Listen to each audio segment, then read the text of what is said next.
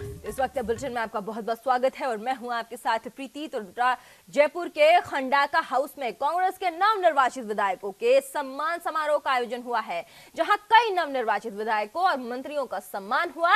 वहीं मंत्री प्रताप सिंह खाचरियावास ने सभी विधायकों और मंत्रियों को बधाई दी है।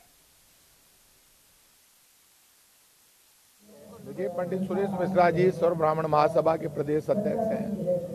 ये समय समय पर ठंड के मौसम में सबको भोजन कराना, सबका स्वागत करना और जयपुर में जहाँ भी कोई नया काम होता है तो उसमें आप आगे बढ़कर लोगों को प्रोत्साहित करते हैं। इसके लिए मैं इनको धन्यवाद दूंगा। जयपुर ठाकुर गोविंद देव जी की नगरी है, यहाँ का प्यार और प्रेम स्पेशल है। पोष का महीना चल रहा है, पोष बड़ों का मौसम है, तो इस ठंड का भी लोग आनंद ले रहे हैं। तो ठाकुर जी की मेहरबानी हमेशा सबके ऊपर रहती है। तो हम एक दूसरे के साथ मिलकर अपन आगे बढ़ते रहें, एक दूसरे प्यार और प्रेम हमारा जिंदा रहे, मैं इतना ही चाहता हूँ। राजस्थान विधानसभा सत्र आहूत करने के मामले में विधानसभा अध्यक्ष कैलाश मेघवाल के बयान पर सामाजिक न्याय मंत्री मास्टर भंवरलाल मेघवाल ने पलटवार किया है। मेघवाल ने कहा है कि जो सत्र की अनुमति राज्यपाल द्वारा दे दी जाए और उनके हस्ताक्षर थे अधिसूचना जारी हो जाए, उसे असंवैधानिक नहीं कहा जा सकता। उन्होंने कहा है कि अगर विधानसभा अध्यक्ष को इस सत्र से कोई आपत्ति है तो उन्हें इसके लिए राज्यपाल से शिकायत करनी चाहिए थी, और अगर सत्र असंवैधानिक होता तो राज्यपाल कल्याण सिंह इसकी अनुमति नहीं देते। तो ऐसे में विधानसभा अध्यक्ष कैलाश मेघवाल का सत्र को असंवैधानिक बताना गलत है। जब गवर्नर साहब सिग्नेचर करके कोई कार्य करते हैं तो अनलीगल नहीं होता, गवर्नर साहब भी मना कर देते। तो मैं समझता हूं कि जो बात कही गई है मेघवाल साहब द्वारा, वो गवर्नर साहब को कहते हैं कि साहब आपने क्यों किया। ये सार्वजनिक भाषण, सार्वजनिक वक्तव्य देने की आवश्यकता नहीं थी। पहले ही गवर्नर साहब कह देते मत करो। ये तो गवर्नर साहब ने जब इस बात का तय कर दिया कि अमुक तारीख से विधानसभा का सत्र आहूत होगा, उसके बाद में कहने की आवश्यकता नहीं है। तो राजस्थान विधानसभा सत्र में राज्यपाल के अभिभाषण के लिए सामाजिक न्याय अधिकारिता मंत्री मास्टर भंवरलाल मेघवाल की अध्यक्षता में मंत्रालय भवन में बैठक हुई है। इसमें चिकित्सा मंत्री डॉक्टर रघु शर्मा भी मौजूद थे। बैठक के बाद मास्टर भंवरलाल मेघवाल ने कहा कि ये दूसरी बार बैठक बुलाई गई है। इसके साथ ही 1-2 दिन में एक बार और बैठक होगी, जिसके बाद अभिभाषण का प्रारूप तय कर दिया जाएगा और उसे फाइनल अनुमोदन को लेकर मुख्यमंत्री के पास भेजेंगे। हमारी आज ये दूसरी, पहले मीटिंग एक हुई, उसके बाद ये दूसरी मीटिंग थी। आज एक मीटिंग इसकी और हमें करनी है। उसके बाद माननीय मुख्यमंत्री जी के पास ये अप्रूव करने के लिए संबंधित अधिकारी जो है जाएंगे। मैं समझता हूं कि हम इसको 2-3 दिन के अंदर कंप्लीट कर देंगे और उसके बाद में मुख्यमंत्री जी जब अप्रूव कर देंगे फिर कंटिन्यू। इधर विधायक दल की बैठक 13 जनवरी को बुलाई गई है। बैठक में नेता प्रतिपक्ष के नाम पर मुहर लगेगी। इस बैठक में केंद्रीय मंत्री अरुण जेटली भी शिरकत करेंगे। तो वहीं इस दौरान पूर्व मुख्यमंत्री वसुंधरा राजे सिंधिया, प्रदेश अध्यक्ष मदन सैनी भी बैठक में मौजूद रहेंगे। माना जा रहा है कि विधानसभा का सत्र 15 जनवरी से आहूत है, तो ऐसे में बीजेपी अपना नेता प्रतिपक्ष इस बैठक में चुन लेगी। वहीं इस बैठक के बाद जेटली प्रबुद्ध नागरिक सम्मेलन को भी संबोधित करेंगे, जो कि कृषि अनुसंधान केंद्र पर आयोजित होगा।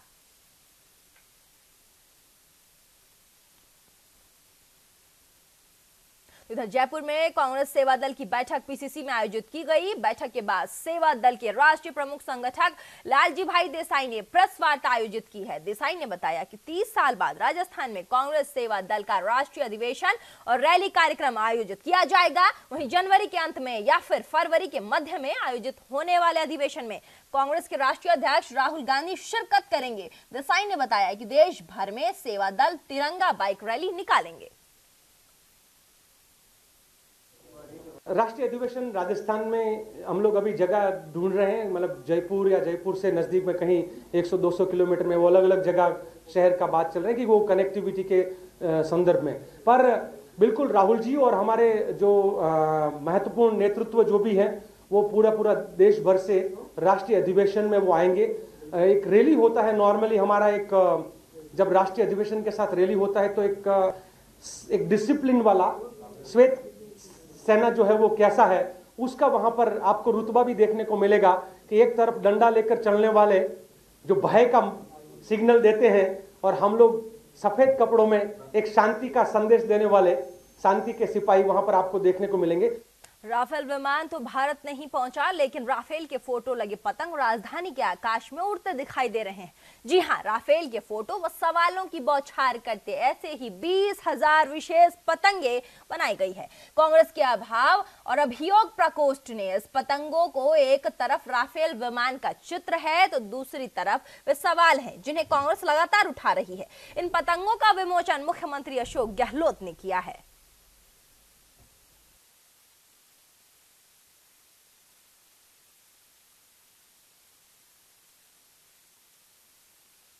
राजस्थान प्रदेश के health minister doctor Raghu Sharma ने स्वाइन फ्लू के आंकड़ों के मामले को लेकर विपक्ष को आड़े हाथ लिया है। वहीं भाजपा प्रदेशाध्यक्ष मदन लाल सैनी को नसीहत देते हुए डॉक्टर रघु शर्मा ने कहा कि हालांकि स्वाइन फ्लू बेहद संवेदनशील और प्रदेश से जुड़ा विषय है, इस पर वो कोई राजनीति करना चाहते हैं और न ही टिप्पणी करना चाहते हैं, लेकिन भाजपा प्रदेशाध्यक्ष को उनकी सरकार के समय स्वाइन फ्लू से हुई मौतों के आंकड़े देखने चाहिए। हेल्थ मिनिस्टर ने बताया कि हालांकि पूरा स्वास्थ्य महकमा स्वाइन फ्लू की रोकथाम के लिए प्रयासरत है और स्वाइन फ्लू लाइलाज रोग नहीं है, लेकिन फिर भी सबसे बड़ी भूमिका जन जागरूकता की है कि लोग ये समझे कि स्वाइन फ्लू के शुरुआती लक्षण सामने आते ही उपचार के लिए जाएं।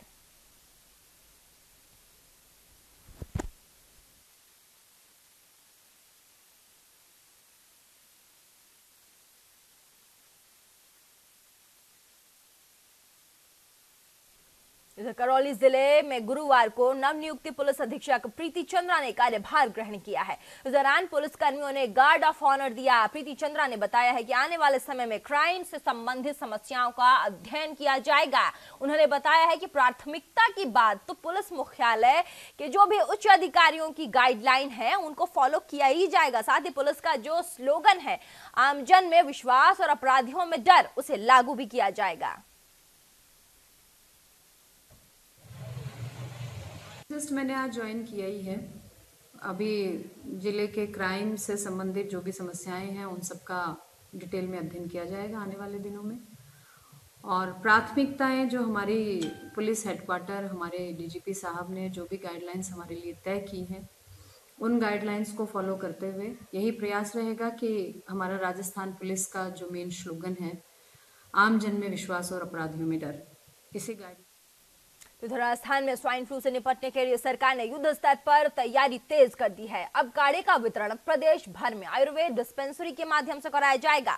मौसमी बीमारियों से पहले ही बचाव के लिए सचिवालय की आयुर्वेदिक डिस्पेंसरी में चिकित्सा मंत्री रघु शर्मा ने रोगियों को काढ़ा पिलाकर अभियान की विधिवत शुरुआत कर दी है। डॉक्टर रघु शर्मा ने कहा कि अब मौसमी बीमारियों से रोकथाम के लिए शहर के प्रमुख स्थानों पर कैंप लगाकर काढ़े का वितरण किया जाएगा। उन्होंने आयुर्वेद विभाग के अधिकारियों को स्थान चिन्हित काढ़ा पिलाने के निर्देश दिए हैं।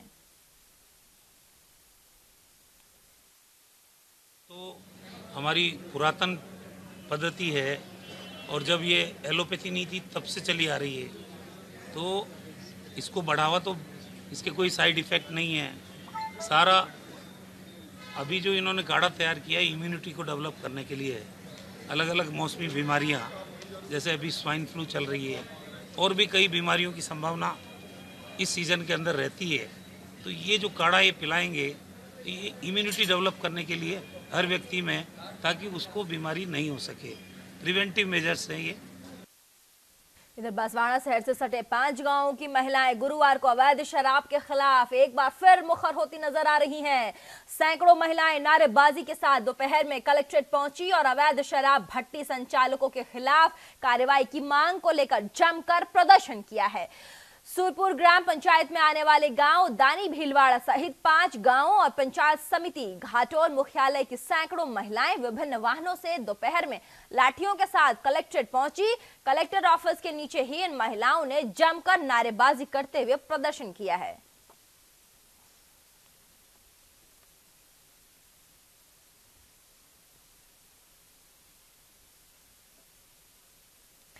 इधर जयपुर में निम्स विश्वविद्यालय के NIMS dental college and hospital के सेमिनार हॉल में विशेष लेक्चर का आयोजन किया गया। इसका विषय मास्टरिंग इंटीरियर कंपोजिट रहा। कार्यक्रम में बतौर मुख्य वक्ता प्रसिद्ध एंटोडेंटिस्ट डॉक्टर हेमा यादव ने छात्र छात्राओं को कंपोजिट के प्रोसेस को प्रैक्टिकल करके दिखाया। उन्होंने बताया है कि कैसे कम मटेरियल का इस्तेमाल करके दांतों के स्ट्रक्चर को सुंदर बनाया जा सकता है। अगर किसी के आगे के दांत टूट जाते हैं तो उसे कम मटेरियल से जोड़ने के बारे में बताया है। एक छात्रा का उत्तर देते हुए डॉक्टर हेमा यादव ने कहा है कि आज के समय में इंटीरियर कंपोजिट में मास्टरिंग होना जरूरी है। कार्यक्रम की अध्यक्षता निम्स डेंटल कॉलेज की प्राचार्य डॉक्टर मृदुला त्रेहान ने की। वहीं अतिथियों का स्वागत विभाग अध्यक्ष डॉक्टर विशाल अग्रवाल ने किया। धन्यवाद ज्ञापित डॉक्टर रचित माथुर ने किया है। इस अवसर पर निम्स डेंटल कॉलेज के सभी शिक्षक और छात्र छात्राएं मौजूद रहीं। अपना आभार व्यक्त करती हूँ डेनेशिया एंड निम्स कॉलेज के लिए, जिन्होंने मुझे यहाँ पे बुलाया एक लेक्चर देने, जहाँ पे स्टूडेंट्स के लिए मास्टरिंग एंटीरियर कॉम्पोजिट्स। मुझे ये अपॉर्चुनिटी देने के लिए आई एम वेरी थैंकफुल। और इसमें नई तकनीक सिखाई जा रही है स्टूडेंट्स को, जिससे पेशेंट्स और स्टूडेंट्स दोनों लाभान्वित होंगे और नई चीज़ें सीखेंगे, जिससे वो अच्छा उपचार पेशेंट्स के लिए। कॉन्फ्रेंस कोर्स का आयोजन किया जा रहा है आज। इसमें डॉक्टर हेमा यादव हैदराबाद से आए हैं। वो हमारे बच्चों को सिखा रही हैं। टॉपिक है उनका मास्टरिंग एंटीरियर कॉम्पोजिट्स, और हमें आशा है कि बच्चों को इससे काफ़ी लाभ मिलेगा, उनको काफ़ी कुछ सीखने को मिलेगा। डेनेशिया रंगदेश का अभिन्न हिस्सा है अपना निम्स डेंटल कॉलेज हॉस्पिटल। इनको पूरा सहयोग दे रहे हैं हम, और हमारे बच्चे इससे काफ़ी लाभान्वित होंगे। इधर राजस्थान में वसुंधरा राज्य शासन में भी महिलाओं की योजनाओं के लिए बजट तो खूब आवंटित हुआ, लेकिन उस बजट का इस्तेमाल सरकार नहीं कर पाई। करोड़ों के बजट के बावजूद भी महिला अधिकारिता की कई बड़ी योजनाएं धरातल पर उतर ही नहीं पाई, जिसमें सबसे बुरी हालत चिराली योजना की है। पेश है इस पे एक रिपोर्ट।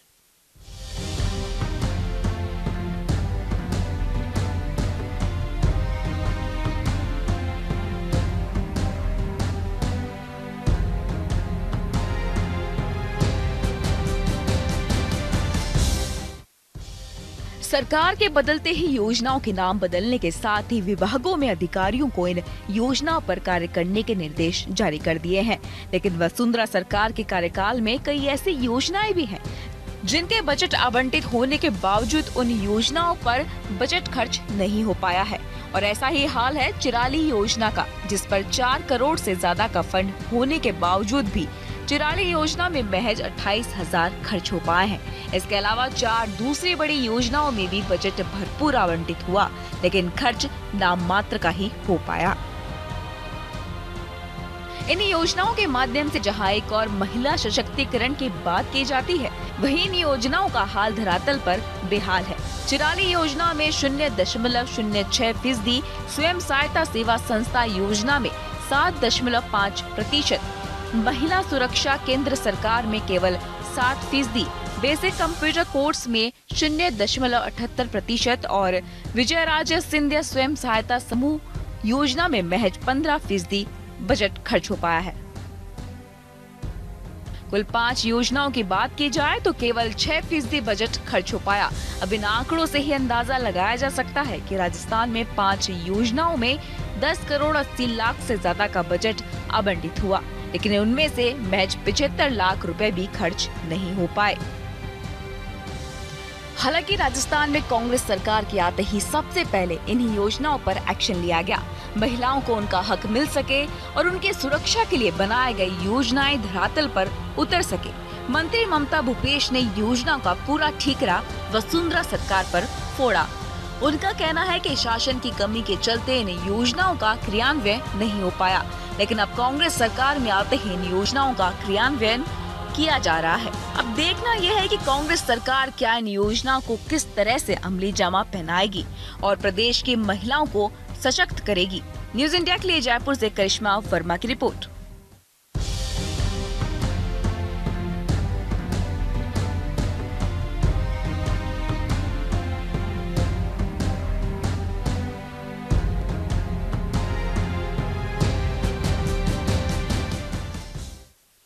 राजस्थान के दौसा में राजस्थान फुटबॉल एसोसिएशन की ओर से जिला फुटबॉल संघ ने 4 दिवसीय राज्य स्तरीय फुटबॉल प्रतियोगिता का उद्घाटन समारोह किया है। इस प्रतियोगिता में सभी जिलों की 33 टीमें हिस्सा लेंगी। इसके साथ ही मान क्लब, भवानी क्लब मैदान तैयार किए गए हैं। वहीं प्रतियोगिता का उद्घाटन दौसा पुलिस अधीक्षक प्रहलाद सिंह कैशनिया ने किया है।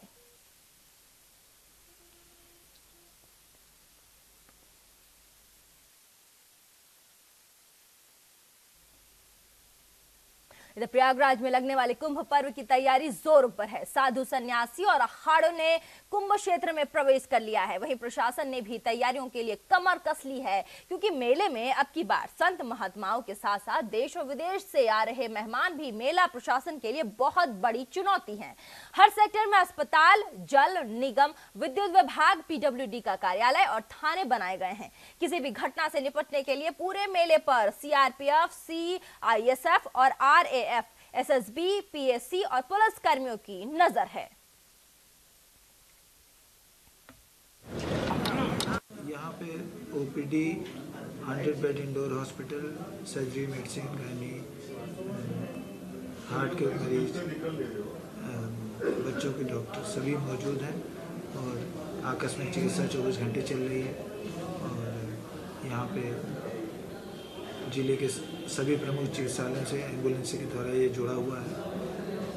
और डिलीवरी भी यहाँ हुई है और 1500 के लगभग यहाँ ओपीडी हो रही है और 60-70 मरीज प्रतिदिन भर्ती भी होते हैं, तो डे केयर में भर्ती होते हैं, चले जाते हैं। यहाँ पे जब समुद्र मंथन हुआ था तो 4 जगह अमृत गिरा था और एक नासिक, हरिद्वार, इलाहाबाद, उज्जैन। इसलिए उस पर्व को, जैसे पर्व के हिसाब से हम लोगों को जितना पर्व लगता है, पर्व के हिसाब से इसका हम लोगों का स्नान होता है। जैसे मकर संक्रांत है और ये सब मतलब पर्वों के हिसाब से हम लोगों का कुंभ लगता है और इसका बहुत महिमा है। जो नहाने से इसके मोक्ष की प्राप्ति होती है उसको, और उसको अमृत के जैसे एक बरसात होती है, अमृत का एक उसको अंश उसमें मिलता है और उसको स्नान करने से बहुत प्रभाव उसको मतलब जन्मों जन्मों का एक पाप भी कट जाता है। इधर सोनभद्र के धनौरा गांव के पास रेलवे की पटरी चटक गई है, जिसकी सूचना ग्रामीणों ने स्टेशन अधीक्षक को दी। इसके बाद ही गढ़वा पैसेंजर और मालगाड़ी को बीच रास्ते में रोक दिया गया। रेलवे की पटरी चटकने से गढ़वा सिंगरौली रूट पर आवागमन बाधित हो गया है। सूचना मिलने पर रेलवे प्रशासन पटरी मरम्मत के कार्य में जुटा है।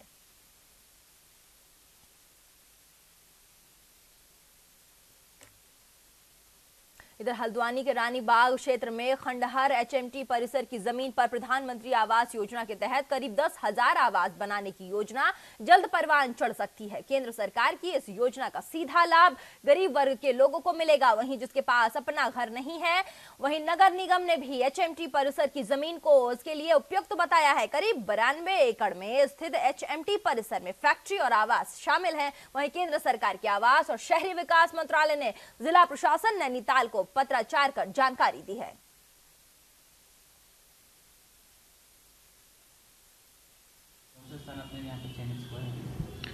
देखिए, प्रधानमंत्री आवास योजना के अंतर्गत भागीदारी में किफायती आवास एक घटक है, जिसके तहत पूर्व में नगर निगम द्वारा आवेदन मांगे गए थे, जिसपे लगभग 8,300 आवेदन हमें प्राप्त हुए हैं और इन्हीं लोगों को हमें आवास उपलब्ध कराया जाना है।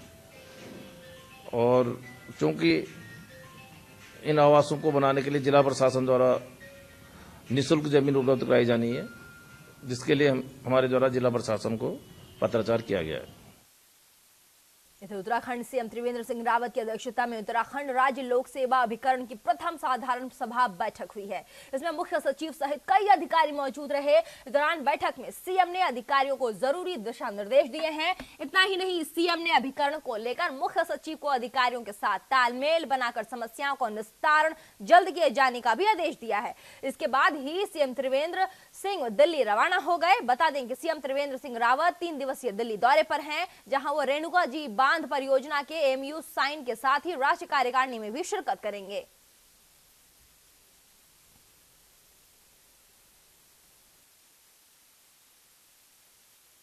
इधर उत्तराखंड के पूर्व सीएम हरीश रावत और कांग्रेस पार्टी के कार्यकर्ताओं ने मिलकर मां गंगा और गन्ना किसान को लेकर संकल्प यात्रा निकालने का आयोजन किया है। यात्रा विधानसभा झबरेड़ा से होकर हर की पौड़ी हरिद्वार में पहुंचेगी। मुख्य रूप से संकल्प यात्रा का उद्देश्य मां गंगा और गन्ना किसान को लेकर है, जन जागरण तक पहुंचाना है। वहीं झबरेड़ा पहुंचे सीएम हरीश रावत ने कहा कि केंद्र और राज्य सरकार के मां गंगा पर होने वाले प्रदूषण और भ्रष्टाचार को लेकर आगे बढ़ रही है, पूरे तरीके से गलत और भ्रष्ट है। वहीं दूसरी ओर किसान भाइयों को गन्ने का भुगतान काफी लंबे समय से नहीं दिया जा रहा है। सारे इस क्षेत्र के किसानों का आशीर्वाद लेकर गंगा गन्ना यात्रा प्रारंभ कर रहा हूँ। इस यात्रा का मकसद जो किसानों की उपेक्षा हो रही, किसानों के साथ अन्याय हो रहा है, उनके अपने ही गन्ने का उनको मूल्य नहीं दिया जा रहा है। तीसरा भुगतान भी बाकी है, इस बार का भुगतान भी बाकी है। और किसान को जो झांसा दिया गया है कि हमने हमारे उत्पाद का मूल्य चौड़ा कर दिया है, वो एक बड़ा धोखा साबित हुआ है।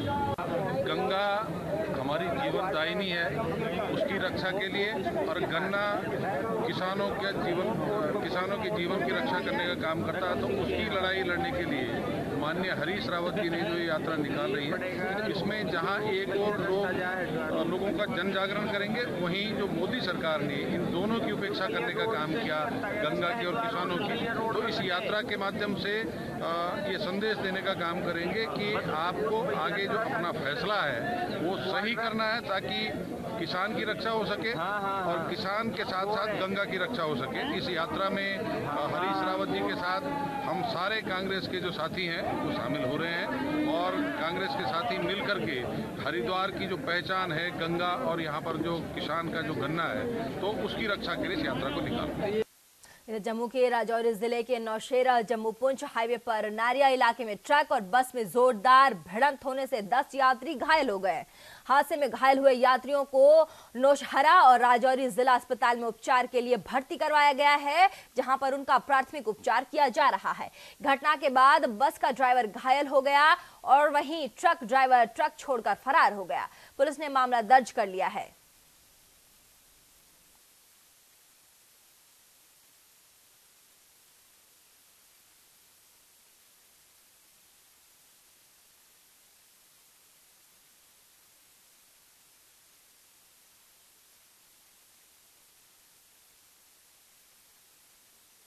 गुरुग्राम में बढ़ते पॉल्यूशन और ट्रैफिक जवानों की कमी के चलते ट्रैफिक का दबाव आम जनता के लिए तो परेशानी का सबब बना ही हुआ है। उसके साथ ही पुलिस के जवानों को भी कई बड़ी समस्याओं से दो चार होना पड़ता है।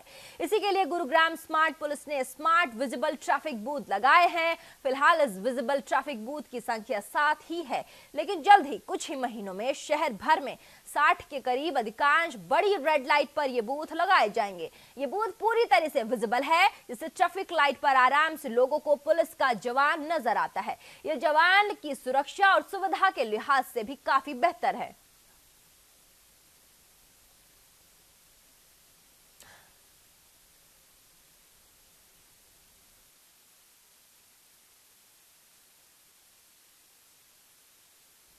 इधर रामगढ़ क्षेत्र में एक चिकित्सा कर्मी का जो अमानवीय चेहरा सामने आया है, उसे लेकर राजस्थान के चिकित्सा एवं स्वास्थ्य मंत्री डॉक्टर रघु शर्मा ने त्वरित जांच के आदेश दे दिए हैं। हेल्थ मिनिस्टर ने बताया है कि पूरी घटना पर उन्हें बेहद अफसोस है और वो नहीं चाहते हैं कि प्रदेश के चिकित्सा एवं स्वास्थ्य विभाग नहीं चाहता कि दोषी व्यक्ति को बख्शा जाए, इसलिए पूरे मामले की 7 दिन के अंदर अंदर तथ्यात्मक रिपोर्ट मांगी गई है। महकमे में अगर संवेदनशीलता की कमी होगी, पारदर्शिता की कमी होगी, भ्रष्टाचार की बात आएगी, हमने पहले ही कह दिया है, इन सब विषयों पर सरकार जीरो टॉलरेंस की नीति पे काम करेगी। तो उधर health minister doctor Raghu Sharma SMS के ट्रॉमा सेंटर पहुंचे, जहां उन्होंने बुधवार को चाकूस बस हादसे में घायल हुए लोगों का हालचाल पूछा है। दरअसल बुधवार को जयपुर में आयोजित हुई राहुल गांधी की सभा में चाकसू से जो लोग आए थे, उनका सभा के बाद वापसी में एक्सीडेंट हो गया था। एक बाइक सवार को बचाने के प्रयास में बस दुर्घटनाग्रस्त हो गई थी। इसमें 8 लोग घायल हुए थे, इनमें से एक आईसीयू में भी भर्ती है।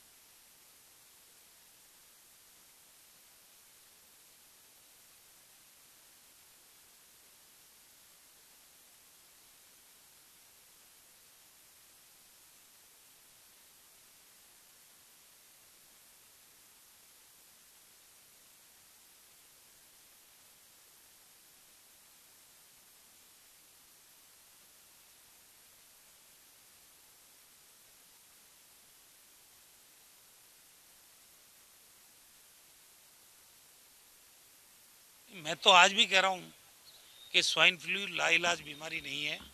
ये जो भय का वातावरण बनाया जा रहा है, ये डरने की ज़रूरत नहीं कतई। सिंपली आपको अगर ये सिम्टम्स लगे कि कहीं खांसी हो रही है, जुकाम हो रही है, अगर बदन में जकड़न है, तो आपको तुरंत किसी चिकित्सक को दिखाना चाहिए। और एक आदमी के अंदर ये भावना होनी भी चाहिए स्वस्थ रहने की। अगर आपके शरीर में कोई परेशानी महसूस कर रहे हो तो डॉक्टर को दिखाने में दिक्कत क्या है। जब मामला बढ़ जाता है, बीमारी की ग्रेविटी बढ़ जाती है, तब आप आते हैं, तब तक वो लंग्स में पहुंच जाता है। इस बुलेटिन में फिलहाल बस इतना ही। तो देश और दुनिया की बाकी तमाम खबरों को देखने के लिए बने रहिए न्यूज़ इंडिया के साथ।